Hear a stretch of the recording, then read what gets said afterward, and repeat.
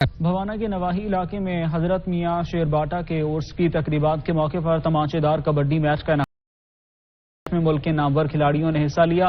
Report کر رہے ہیں ناصر علی قارب۔ بھوانا کے نواحی علاقے موزہ شیر باٹا میں حضرت میاں شیر باٹا رحمۃ اللہ علیہ کے سالانہ عرس کی تقریبات کے موقع پر تمانچہ دار کبڈی میچ کا انعقاد کیا گیا۔ کبڈی میچ ملک کے نامور کھلاڑیوں کے مابین ہوا۔